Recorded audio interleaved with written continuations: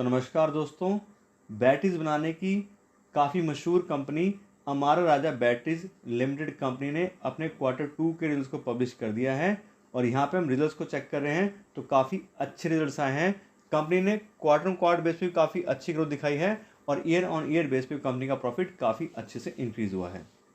और हम बात करते हैं नंबर्स की, तो सबसे पहले चेक करते हैं कंपनी के रेवेन्यू। और इस क्वार्टर में कंपनी के रेवेन्यू आए हैं 2699 करोड़ रुपये, जबकि पिछले क्वार्टर में कंपनी के रेवेन्यू थे 2620 करोड़।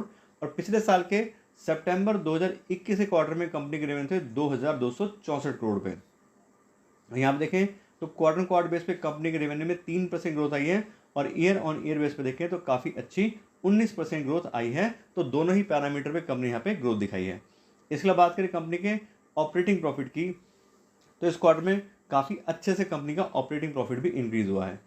इस क्वार्टर में कंपनी का ऑपरेटिंग प्रॉफिट आया है 360 करोड़ रुपये, जबकि पिछले क्वार्टर में 261 करोड़ था। और पिछले साल के सितंबर 2021 क्वार्टर में कंपनी का ऑपरेटिंग प्रॉफिट 269 करोड़ था। यहाँ पे चेक करें तो क्वार्टर बेस पे 38% से कंपनी का जो ऑपरेटिंग प्रॉफिट है वो इंक्रीज़ हुआ है और ईयर ऑन ईयर बेस पे भी ये 34% इंक्रीज़ हुआ है। तो काफ़ी अच्छे से कंपनी ने अपने ऑपरेटिंग प्रॉफिट को जो है यहाँ पे इंक्रीज़ किया है। इसके बाद बात करें कंपनी के ऑपरेटिंग प्रॉफिट मार्जिन की, तो इस क्वार्टर में कंपनी के ऑपरेटिंग प्रॉफिट मार्जिन आए 13% के, जबकि पिछले क्वार्टर में ये 10% थे। और पिछले साल के सितंबर 2021 क्वार्टर में कंपनी के ऑपरेटिंग प्रॉफिट मार्जिन 12% थे। तो ऑपरेटिंग प्रॉफिट मार्जिन भी दोनों ही पैरामीटर में यहाँ पे इंक्रीज़ हुए हैं।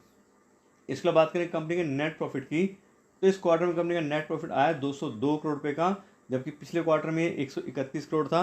और पिछले साल के सितंबर 2021 के क्वार्टर में कंपनी का नेट प्रॉफिट 144 करोड़ था। और यहाँ पे क्वार्टर बेस पे 54% ग्रोथ आई है कंपनी को नेट प्रॉफिट में, और ईयर ऑन ईयर बेस पे देखें तो 40% ग्रोथ आई है। तो काफ़ी अच्छे से कंपनी ने अपना नेट प्रॉफिट इंक्रीज़ किया है इस क्वार्टर में, दोनों ही पैरामीटर पे, क्वार्टर बेस पे भी और ईयर ऑन ईयर बेसिस पे भी। इसके बाद करें कंपनी के अर्निंग पर शेयर की, तो इस क्वार्टर में कंपनी की अर्निंग पर शेयर आ रही है 11 रुपये 84 पैसे, जबकि पिछले क्वार्टर में 7 रुपये 70 पैसे थी।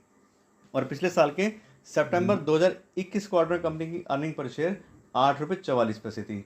और यहाँ पे भी सेम नेट प्रॉफिट है, दोनों ही पैरामीटर पे काफ़ी अच्छी ग्रोथ कंपनी ने दिखाई है। तो इस तरह से कुल मिला के सारे जो चेक करें तो कंपनी ने सारे ही पैरामीटर पे ग्रोथ दिखाई है। कंपनी ने टॉप लाइन से लेके बॉटम लाइन तक सारे ही पैरामीटर पे काफ़ी अच्छी ग्रोथ यहाँ पे दिखाई है। तो काफ़ी अच्छे रिजल्ट्स कंपनी के आए हैं। अब हम बात करते हैं कंपनी के शेयर प्राइस की और कंपनी की वैल्यूएशन की। तो आज की डेट में कंपनी का शेयर प्राइस आ रहा है 520 रुपये पर शेयर, और कंपनी का प्राइस बाय अर्निंग रेशो सिर्फ 15 का चल रहा है। और साथ साथ पी/ई के अलावा कंपनी को हमने डिस्काउंटेड कैश फ्लो एनालिसिस हिसाब से भी चेक किया है, तो उस हिसाब से भी कंपनी ओवर वैल्यूड है और अपनी फेयर वैल्यू के 80% पे अवेलेबल हो रही है। यानी कि जो जितना पैसा कंपनी कमाती है उसके हिसाब से अभी 20% डिस्काउंट पे कंपनी चल रही है। और उसका जो रीज़न है वो कई सारे रीज़न है। जैसे मेन जो रीज़न है वो है इलेक्ट्रॉनिक व्हीकल्स का, इलेक्ट्रिकल व्हीकल्स जो आ रहे हैं, कि वहाँ पे जो है कल को जब चेंज हो जाएंगी सारी चीज़ें तो दूसरी बैटरी रिक्वायर्ड होंगी, और जो पेट्रोल और डीजल वाली गाड़ियाँ हैं वो कम हो जाएंगी। तो इनकी जो बैटरीज कार में और जो 4 व्हीलर्स वगैरह में और दूसरे जो बड़े ट्रक्स वगैरह में लगती हैं तो उसकी डिमांड कम हो जाएगी।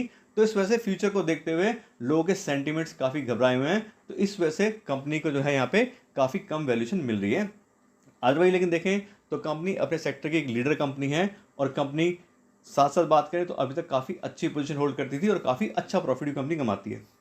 तो अब अगर हम बात करें अपने इन्वेस्टमेंट डिसीजन की कि अगर हमने इसमें इन्वेस्ट किया हुआ है तो हम क्या करें, क्या हम अपना जो भी माल है वो बेच दें और नया पैसा इन्वेस्ट करना है तो उसके लिए क्या करें।